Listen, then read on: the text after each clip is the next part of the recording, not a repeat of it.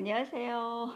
오늘은 여러분들께 감사 인사를 먼저 드리고 시작을 하려고 합니다. 아, 제가 드디어 구독자 100명을 도달했습니다. 네, 제가 정말 이런 걸 하게 될 줄은 몰랐습니다. 근데 정말 감사드리는 마음에서 인사를 드리려고 합니다. 특히 제 채널에 와주셔서 바쁜 시간에도 시청해 주시고 또 구독도 해주시고 또 댓글까지 달아주시는 분들께 너무나도 감사하다는 말씀 전하고 싶습니다. 그래서 오늘은 제가 50대 아줌마가 유튜브를 하게 된 사연에 대해서 말씀드리려고 합니다.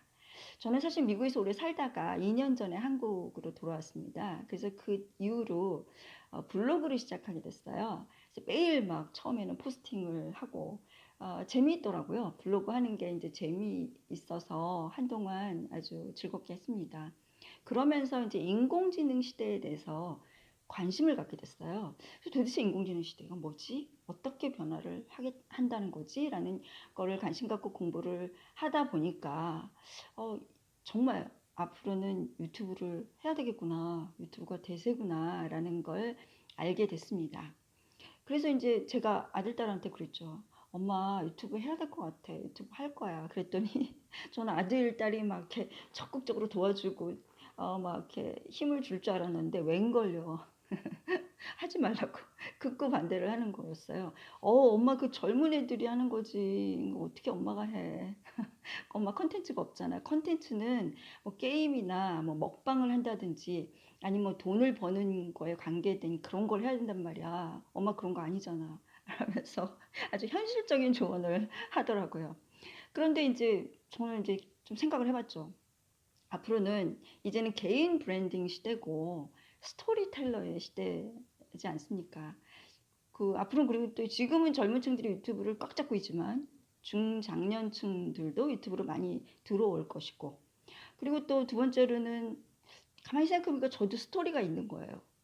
제가 또 미국에서 오래 살았던 이야기도 스토리가 될 것이고 또 인공지능 시대의 어떤 교육 문제라든지 또 한국과 미국의 비교라든지 이런 것도 하나의 컨텐츠가 될 수 있을 거고 또 제가 이 미국에 있을 때부터 그러니까 한류에 대해서 관심이 많았는데 그 이후에 한국에 와서 방탄소년단을 보니까 이게 앞으로 K-컬처 그러니까 한국 그 대중문화의 힘이 전 세계에 점점 더 그 위력을 과시하겠구나라는 그런 생각이 들어서 그 부분에 대해서 얘기를 할 수도 있고 뭐 나름대로 컨텐츠 있을 것 같더라고요.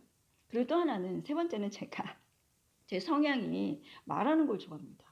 글 쓰는 것도 좋아하긴 하는데 글보다는 말에 자신이 있고 또 어떤 그 지식이나 이런 거를 취합을 해서 분석을 하고 얘기하는 거를 즐겨합니다. 유튜브죠. 이런 걸 볼 때, 제 성향을 볼 때 유튜브를 해야 되는 게 맞는 거였어요. 그래서 해야겠다 싶었는데 제 앞에 그 장애 요소들이 딱 있었던 거예요. 첫 번째, 당연히 저는 뭐 이렇게 동영상을 찍고 올리고 이런 걸 잘 못합니다. 그래서 뭐 이제 살짝 살짝씩 폰으로 영상을 찍어 봤지만 쉽지가 않더라고요. 그래서 이거를 그렇다고 그렇게 셀카봉 들고 할 수도 없고 고민을 하다가 일단 셀카봉에 폰을 붙인 다음에 고정을 시켰습니다. 그걸 이렇게 제 앞에 고정을 시키고 한번 얘기를 하고 찍어봤어요. 그랬더니 뭐 괜찮을 것 같더라고요. 이렇게 어쨌든 셀카봉이 고정되고 제가 그 앞에서 얘기를 하면 되니까요. 근데 두 번째 이제 편집이 문제예요. 여기서 제가 좌절을 합니다. 찍고 올리는 거 어떻게 해보겠지만 편집이 안 되면 안 돼. 이 편집을 어떻게 해? 어디 가서 배우지? 고민을 했어요. 그렇다고 저는 사실 우리 아이들이 좀 도와줄 거라고 기대를 했는데 이건 뭐 반대를 하고 더군다나 이제 바쁘게 사니까 제가 도움을 요청할 수도 없고 진정한 유튜버를 하려면 그럼 누가 언제까지나 도와달라고 하겠습니까? 적어도 딱 자막하고 사진 넣는 것만 좀 해보고 싶은데 이걸 어떻게 하나 고민을 하다가 네 역시 유튜브죠. 유튜브로 이제 검색을 하다 보니까 저 같은 초보자들이 동영상을 편집하는 그 앱 그거를 사용하는 설명법을 올려준 그 유튜브가 있더라고요. 그래서 그걸 보고 배웠어요. 급하니까 나는 꼭 그 자막을 달아야 되니까 했더니 굉장히 의외로 쉬웠습니다. 그래서 그 앱을 깔고, 블로라는 그 앱인데요. 제 폰에다 그 앱을 깔고, 그다음에 간단한 동영상을 만들어서 그 앱을 가지고 자막을 붙이고 사진을 넣어봤어요. 되더라고요. 그래서 역시 인공지능 시대야. 인공지능 시대가 되니까 이렇게 점점 쉬워지고, 그러니까 나 같은 아줌마들도 이제 이런 걸 할 수 있잖아 하면서 이제 신나서 그거를 동영상을 만들고 편집을 해서 올리기 시작했습니다.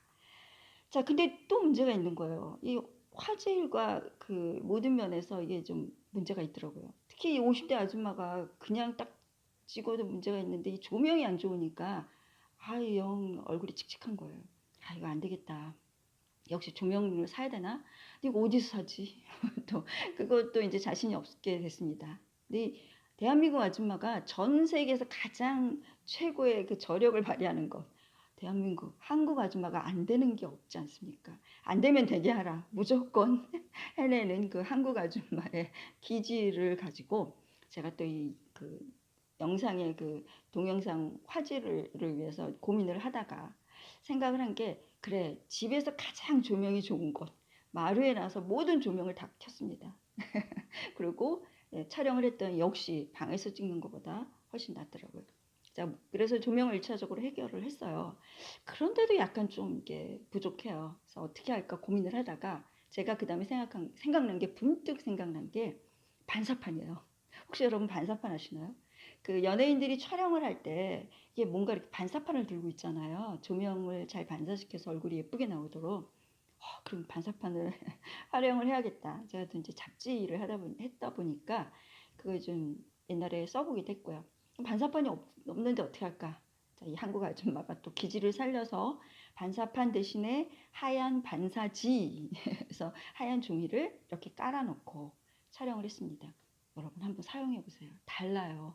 그냥 그 없이 촬영하는 거하고 반사판 내지는 반사지를 깔고 사용하는 거하고 훨씬 달랐습니다. 자, 그런데 또 하나 문제가요. 이 음량이었어요. 화질은 어느 정도 좀 됐는데 음량입니다. 이게 이제 카메라하고 저하고 좀 떨어져 있으니까 이 목소리가 잘 안 들리는 거예요. 그래서 마이크를 사야 됐나? 또 어디서 뭘 사지? 고민하다가 자, 이렇게 또 한국 아줌마 해냈습니다. 약간 이렇게 스탠드 같은 데다가 그 이어폰에 달려 있는 그 마이크를 붙였어요. 스카치 테이프로 테이핑을 했습니다. 그리고 녹음을 해봤더니 또 다르더라고요. 역시 그냥 하는 거하고는 좀 달랐습니다. 그래서 이제 일단은 자신감을 가지고 업로딩을 했죠. 자, 근데 이게 뭐 처음부터 누가 막 와서 봐주나요? 안 봐주죠. 뭐 제가 또 아주 게임이나 먹방도 아니고. 그래서 이 홍보 문제를 그러니까 어떻게 처리했냐면요. 첫 번째, 지인 찬스를 썼습니다. 어쩔 수 없죠. 가족들이 보라고 했고요. 또 뭐 가족들이 또 아는 사람한테 뭐 소개한 것도 있었습니다. 특히 저희 엄마, 81년 하나이신 저희 엄마는 카톡으로 친구들한테 이 동영상을 보내시면서 이거 우리 큰딸이 한 거요. 보고 딴 사람들한테도 좀 소개해야 뭐 올려 뭐 이러시는데 어디다 올리라고 하는지 모르겠지만 그렇게 했습니다. 물론 그분들은 이제 보셔도 조회수를 좀 도와주셨지 구독은 이제 전혀 별로 도움이 안 됐지만 어쨌든 참 정말 감사드려요. 이 기회에 저희 엄마 친구분들 진짜 감사드리고요. 자, 이렇게 해서 또 이제 조금 초기에 뭐 한 2, 30명, 20명 이렇게 조회수가 나오는 게 된 것 같아요. 그런데 이제 그러고 남들한테 물어보니까 블로그도 올려라. 그래서 제가 하던 블로그에다도 올려서 뭐 조금씩 봐주시는 것 같아요. 그래도 이제 구독자 수가 다행히 조금씩 올라가기 시작했는데 어느 순간 이게 딱 멈춰버렸어요. 그래서 100을 넘는 게 중요하다는데 그게 어렵구나라고 생각을 하게 됐습니다. 그러다가 엊그저께 제가 드디어 고민하다가 이 유튜버들이 모여있는 카페에 들어갔습니다. 거기서 또 많이 이제 궁금한 것도 물어보고 또 이제 여러 사람들의 올린 그 내용도 보면서 많이 배우고 있죠.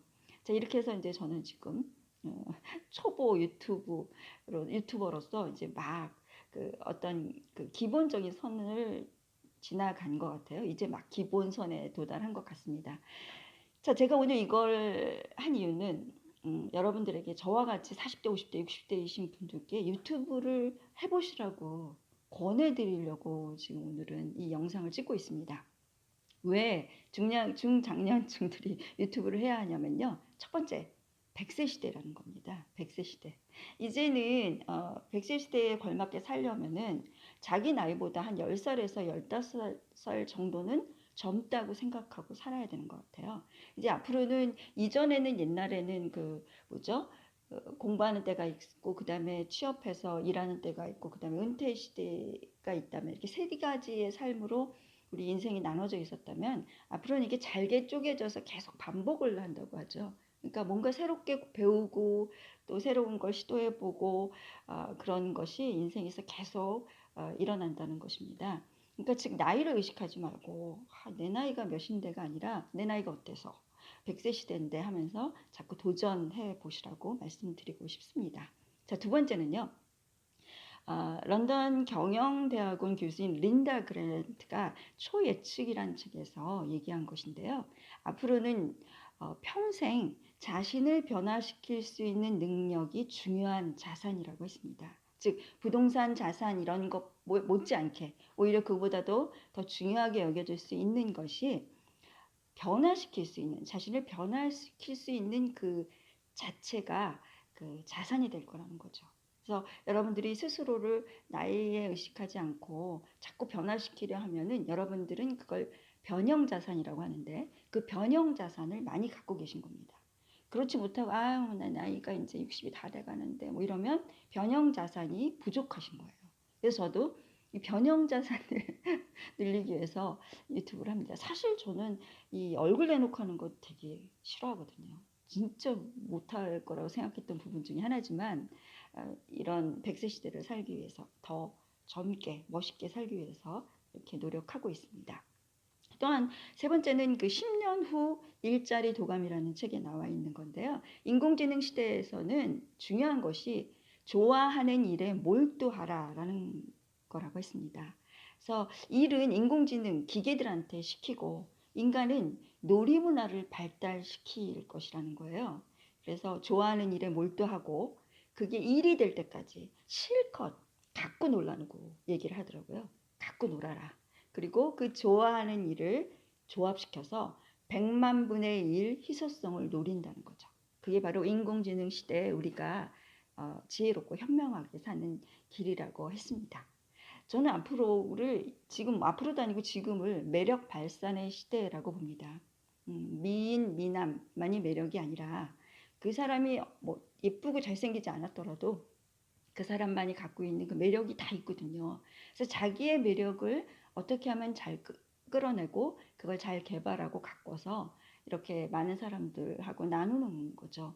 그래서 이제 인류는 최초로 정말 개인의 시대가 된 것 같아요. 인공지능의 시대의 어떤 한 면인데요.